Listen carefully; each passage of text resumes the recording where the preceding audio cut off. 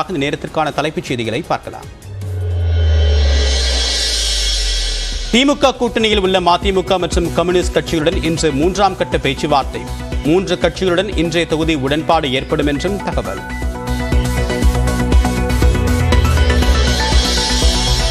மக்கள் நீதி மய்ய நிர்வாகிகளுடன் கமல்ஹாசன் ஆலோசனை. திமுகவுடன் இன்று அல்லது நாளை தொகுதி உடன்பாடு ஏற்பட வாய்ப்பு.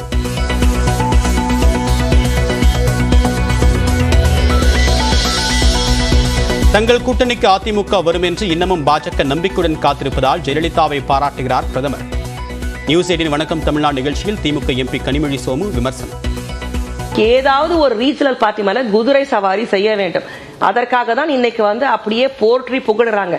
ஏன் இதே இபிஎஸ் வெளில போனப்போ அமித்ஷா என்ன சொன்னாரு, அதை பத்திலாம் நாங்க எதுவும் கவலைப்படல. ஆனா இன்னைக்கு விழுந்து விழுந்து எங்க கதவு திறந்திருக்கு, ஜன்னல் திறந்திருக்கு, பின்பக்கம் வாசல் திறந்திருக்கு, ஏடிஎம்கே எப்ப வேணா உள்ள வரலான்றாங்க. டெல்லியில் இன்று கூடுகிறது பாரதிய ஜனதா கட்சியின் தேர்தல் மையக்குழு.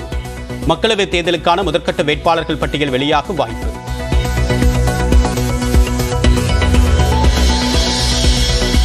கோரிக்கைகளை வலியுறுத்தி மாவட்ட தலைநகரங்களில் தொடர் உண்ணாவிரத போராட்டத்தை தொடங்கும் இடைநிலை ஆசிரியர்கள். பணிக்கு வராத ஆசிரியர்களின் சம்பளத்தை பிடித்தம் செய்ய பள்ளிக்கல்வித்துறை திட்டம் என்றும் தகவல்.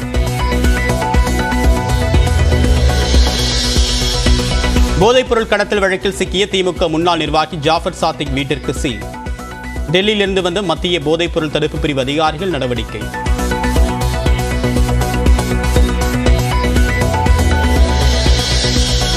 தருமபுரம் ஆதீனம் பற்றிய சர்ச்சை வீடியோவை வெளியிட இருப்பதாக கூறி பணம் கேட்டு மிரட்டல். 4 பேர் கைது செய்யப்பட்ட நிலையில் பாஜக திமுக நிர்வாகிகளுக்கு வலைவீச்சு.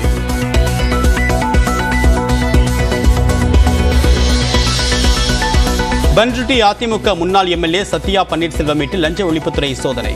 15 கோடி ரூபாய் மதிப்பிலான 47 ஆவணங்கள் சிக்கியதாகவும் தகவல்.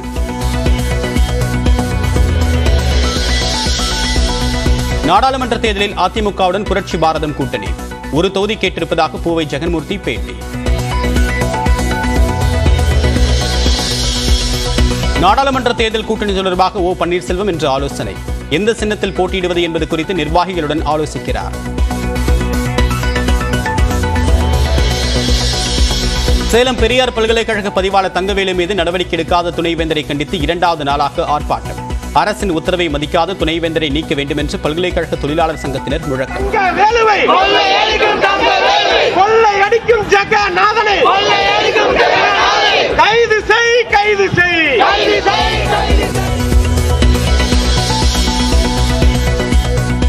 ஆரணியில் போட்டியிடப் போவதாக மன்சூர் அலிகான் அறிவிப்பு. ஆரணி மக்களவைத் தொகுதிக்குட்பட்ட சட்டமன்ற தொகுதிகளை கவிதை நடையில் வர்ணித்து அறிக்கை.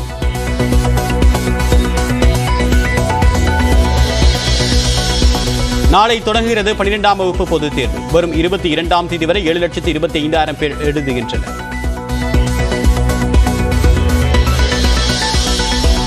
கர்நாடக மாநிலம் சிவமோகாவில் நடைபயிற்சி சென்றவரை தாக்கிய கரடி. மயக்க ஊசி செலுத்தி பிடித்த வனத்துறையினர்.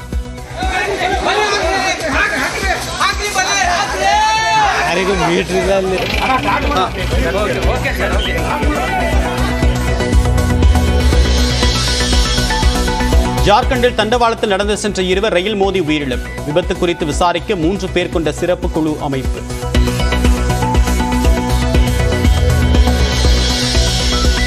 ரிலையன்ஸ் குழுமத்தின் வயாகாம் 18 மற்றும் வால் டெஸ்டினி அண்ட் ஸ்டார் இந்தியா இணைந்து செயல்பட ஒப்பந்தம். கூட்டு நிறுவனத்தின் தலைவராக நீட்டா அம்பானி செயல்படுவார் என்றும் அறிவிப்பு.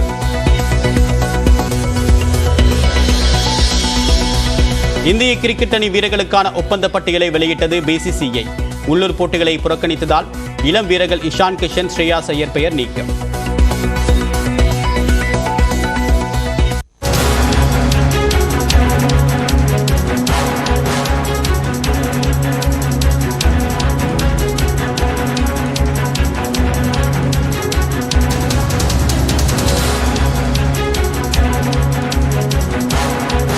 திமுக தொகுதி பங்கீட்டு குழுவுடன் இந்திய கம்யூனிஸ்ட் கட்சி நிர்வாகிகள் தற்போது தொகுதி பங்கீடு தொடர்பாக ஆலோசனை மேற்கொள்ள இருக்கிறார்கள். விவரங்களோடு இணைகிறார் நம்முடைய சிறப்பு செய்தியாளர் கோகுல். இன்னைக்கு தொகுதி பங்கீடு இறுதியாகுமா? எந்தெந்த கட்சிகளோட தொகுதி பங்கீடு இறுதியாக வாய்ப்பு? இன்று திமுக தொகுதி பங்கீட்டு குழுவோடு கம்யூனிஸ்ட் கட்சி மற்றும் மதிமுகவினர் வந்து 3ஆம் கட்ட பேச்சுவார்த்தையில் ஈடுபட்டு வர்றாங்க. தற்பொழுது இந்திய கம்யூனிஸ்ட் கட்சியுடைய தொகுதி பங்கீட்டு குழுவை சேர்ந்த மூவரும் அண்ணா அறிவாலயம் வந்திருக்கிறார்கள். ஏற்கனவே டி.ஆர். பாலு தலைமையிலான திமுக தொகுதி பங்கீட்டு குழு பேச்சுவார்த்தைக்காக தயார் இருந்த நிலையில் பேச்சுவார்த்தையானது தொடங்கி இருக்கிறது. அடுத்த கட்டமாக மார்க்சிஸ்ட் கம்யூனிஸ்ட் கட்சி மதிமுகவும் வர இருக்கிறார்கள். ஏற்கனவே இந்திய யூனியன் முஸ்லிம்களுக்கும் கொங்கு நாடு மக்கள் தேசிய கட்சிக்கும் உடன்பாடு எட்டப்பட்ட நிலையில இந்த 3 கட்சிகளுக்கும் இன்றைய தினம் உடன்பாடு எட்டப்படுவதற்கான வாய்ப்பு இருப்பதாக கூறப்படுகிறது. முதலமைச்சரும் திமுக தலைவருமான மு.க. ஸ்டாலின் காலை 11 மணிக்கு மேல் அண்ணா அறிவாலயத்துக்கு வர உள்ளதாக தகவல் உள்ளது. அந்த தகவலின் அடிப்படையில தற்பொழுது அவர் வரும்போது இந்த தொகுதி பங்கீடுக்கான ஒப்பந்தம் கையெழுத்தாவதற்கான வாய்ப்பு இருக்கிறது. இந்த 3 கட்சிகளுக்கும் இருக்கக்கூடிய பிரச்சனை இந்திய கம்யூனிஸ்ட் கட்சியை பொறுத்தளவு ஏற்கனவே போட்டியிட்ட 2 தொகுதிகள் நிச்சயமாக வேண்டும் என்று கேட்கிறார்கள். கூடுதலாக ஒரு தொகுதி கேட்ட நிலையில 2 தொகுதிகளை தர திமுக தயார் நிலையில் இருக்கக்கூடிய நிலையில் நாகப்பட்டினமும் திருப்பூர் தொகுதியையும் மீண்டும் இந்திய கம்யூனிஸ்ட் கட்சிக்கு ஒதுக்குவார்கள் என்ற ஒரு தகவல் இருக்கிறது. அதே நேரத்தில் மார்க்சிஸ்ட் கம்யூனிஸ்ட் கட்சிக்கு ஏற்கனவே போட்டியிட்ட கோயம்புத்தூர் தொகுதியை மீண்டும் வழங்குவதில் ஒரு சிக்கல் இருக்கிறது. ஏனென்றால் கமலஹாசன் அந்த தொகுதியில் போட்டியிட விரும்புவதாகவும் அவர் ஒருவேளை திமுக கூட்டணிக்கு இணைந்தால் கமலஹாசன் இந்த தொகுதியில் போட்டியிடுவதற்கான ஒரு வாய்ப்பு இருப்பதால் ஆகவே மார்க்சிஸ்ட் கம்யூனிஸ்ட் கட்சி கோயம்புத்தூர் தொகுதியில் ஒதுக்குவதில் சிக்கல் இருக்கிறது. அதற்கான பேச்சுவார்த்தை தான் இன்றைய தினம் நடைபெற இருக்கிறது. அது மட்டும் இல்லாமல் மதிமுகவை பொறுத்தளவு ஒரே ஒரு மக்களவை தொகுதி மட்டும்தான் வழங்க முடியும் என்றும் அதுவும் உதயசூரியன் சின்னத்தில் போட்டியிட வேண்டும் என்று திமுக ஒரு நிபந்தனை வைத்திருப்பதாக கூறப்படுகிறது. ஆனால் அதை வைகோ ஏற்றுக்கொள்ளவில்லை. 2 மக்களவை தொகுதிகளை நிச்சயம் ஒதுக்க வேண்டும், தனிச்சின்னத்தில் போட்டியிட வேண்டும் என்ற ஒரு பேச்சுவார்த்தையின் போது ஒரு தகவலை தெரிவித்திருக்கிறார்கள். தற்பொழுது மதிமுக பொறுத்தவரை வைகோ தலைமையில தொகுதி பங்கீட்டு குழுவினர் வந்து தாயகத்துல தனியா ஒரு ஆலோசனை நடத்திட்டு இருக்காங்க. காலை 11 மணிக்கு மேல அவங்க அண்ணா அறிவாலயம் வர்றாங்க. 3 கட்சிகளுக்கும் தனித்தனியாக இந்த பேச்சுவார்த்தை நடந்த பின்பு இன்று ஏதாவது ஒரு உடன்பாடு எட்டப்படுவதற்கு வாய்ப்பு இருக்குது. தொகுதிகள் எண்ணிக்கையாவது இறுதி செய்யப்படும் என்ற ஒரு தகவலும் வெளியாயிருக்கிறது. தேவைப்படுகிறது. கோகுல், இப்ப மதிமுக கடந்த முறை ஒரு மக்களவை ஒரு மாநிலங்களவையில போட்டியிட்டாங்க. இந்த முறை மாநிலங்களவை இடங்களை ஒதுக்குறதுல திமுக கரார் காட்டுறதா தகவல் இருக்கு. அதுக்கான காரணம் என்ன? நிச்சயமா கடந்த முறை வந்து மதிமுக பொறுத்தளவு ஒரு மக்களவை ஒரு மாநிலங்களவை தொகுதி பங்கீடு பேச்சுவார்த்தையின் போதே ஒப்பந்தத்தின் போதே அது குறிப்பிடப்பட்டது. ஆனால் இந்த முறை திமுக என்ன சொல்றாங்கன்னா ராஜ்யசபா சீட்டு மதிமுகவுக்கு தர தயாராக இருப்பதாகவும் ஆனால் ஒப்பந்தத்தில் அதில் குறிப்பிட முடியாது, தேர்தல் முடிந்த பின்பு நிச்சயமாக அந்த ராஜ்யசபா சீட் ஒதுக்கப்படும் என்ற ஒரு தகவல் தெரிவித்திருப்பதாகவும் ஆனால் மதிமுகவை பொறுத்தளவு ராஜ்யசபா சீட்டு கூட முக்கியத்துவம் கொடுக்கவில்லை. கட்சியுடைய அங்கீகாரம் எங்களுடைய சின்னத்தை மீட்டெடுக்க வேண்டிய ஒரு சூழ்நிலை நிலவுகிறது. ஆகவே 2 லோக்சபா தொகுதிகளை நிச்சயமாக எங்களுக்கு ஒதுக்க வேண்டும் என்ற ஒரு கோரிக்கையை வைக்கிறாங்க. ஒருவேளை கடந்த முறை வழங்கியது போல ஒரு மக்களவை ஒரு மாநிலங்களவையாவது இந்த ஒப்பந்தத்துல இந்த இறுதி செய்யப்பட வேண்டும் என்ற ஒரு பேச்சுவார்த்தை நடைபெறுவதாக கூறப்படுகிறது. இருந்தாலும் வைகோவோடு தாயகத்துல ஒரு முக்கியமான ஆலோசனையில மதிமுக தொகுதி பங்கீட்டு குழு இப்ப பேசிக்கிட்டு இருக்காங்க. இந்த பேச்சுவார்த்தைக்கு பின்பு வைகோ என்ன முடிவு எடுக்கிறார் என்ற அடிப்படையில் தான் அந்த பேச்சுவார்த்தை குழு வந்து அறிவாலயத்துல பேச இருக்காங்க. மதிமுகவோடு சின்னமாக இருக்கட்டும் அந்த எண்ணிக்கையிலையும் இன்னும் பேச்சுவார்த்தை முடிவடையவில்லை என்றும் அது ஒரு இழுபறியாக என்று இதாகி திமுக தலைவர் வரும்போது அந்த பேச்சுவார்த்தை ஒரு இறுதி செய்யப்படுவதற்கான வாய்ப்பு இருப்பதாகவும் கூறப்படுகிறது. கோகுல், கடந்த முறையோட இந்த முறை திமுக கூட்டணி கட்சிகள் திமுகவுக்கு நெருக்கடி அதிகமா தர்றதா தோணுதா? ஏன் அப்படின்னா சொந்த சின்னத்துல போட்டியிடுறோம் அப்படின்ற ஒரு அழுத்தம் இருக்கு. இன்னொரு பக்கம் கூடுதல் தொகுதிகளை விடுதலை சிறுத்தைகள் கட்சியோ காங்கிரஸோ கேட்கிறாங்க. ஏன் இந்த அழுத்தம்? திமுக அதை எப்படி அணுகுது?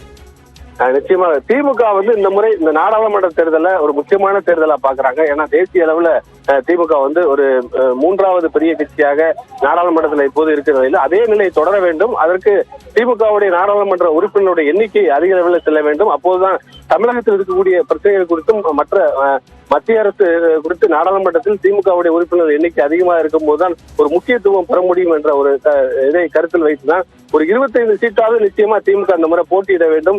குறிப்பாக 25 பேர் உதயசூரியன் சின்னத்தில் நின்று ஜெயிக்க வச்சு நாடாளுமன்றத்துக்கு அனுப்ப வேண்டும் ஒரு கணக்குல தான் திமுக அந்த பேச்சுவார்த்தையை நடத்திக்கிட்டு இருக்காங்க. ஆனால் மதிமுக, கம்யூனிஸ்ட், விசிகே உள்ளிட்ட கட்சிகள்லாம் கூடுதலாக ஒரு தொகுதிகளை இங்க ஒதுக்க வேண்டும் என்ற ஒரு கோரிக்கையும் அதே நேரத்தில் காங்கிரஸ் தரப்புலையும் கூடுதலாக தொகுதிகளை ஒதுக்க வேண்டும் என்ற கோரிக்கை எல்லாம் வைக்கப்பட்டது. ஆனால் திமுக அதை ஏற்கவில்லை. தற்பொழுது இருக்கக்கூடிய பேச்சுவார்த்தையில கடந்த முறை என்னென்ன சீட்டு கொடுத்தாங்களோ அந்த சீட்டை மீண்டும் கூட்டணி கட்சிகளுக்கு கொடுத்துடலாங்கிற ஒரு பேச்சுவார்த்தை நடைபெறுவதாகவும் அதே நேரத்தில் உதயசூரியன் சின்னத்துல போட்டியிட்ட திருமாவளவன் அதை விடுதலை சிறுத்தைகள் கட்சியுடைய ரவிக்குமார் வந்து இந்த முறை வந்து தனி சின்னத்துலதான் நாங்க விசிக்கு 2 சீட்டு கொடுத்தாலும் தனி சின்னத்துல தான் போட்டிடுவோங்கிற ஒரு தகவலை சொல்லியிருக்காங்க. அந்த பேச்சுவார்த்தையும் நடந்துகிட்டு இருக்கு. ஏறக்குறைய ஒரு 25 கணக்குல தான் திமுக அந்த பேச்சுவார்த்தை நடத்திட்டு இருக்காங்க. கூட்டணி கட்சிகளும் இந்த முறை வந்து அவங்களோட சின்னத்தை மதிமுக பம்பரம் சின்னம் ஏற்கனவே பதிவு இருக்கிறது. அந்த சின்னத்தை மீட்டெடுக்க வேண்டிய ஒரு சூழல் நிலவுகிறது.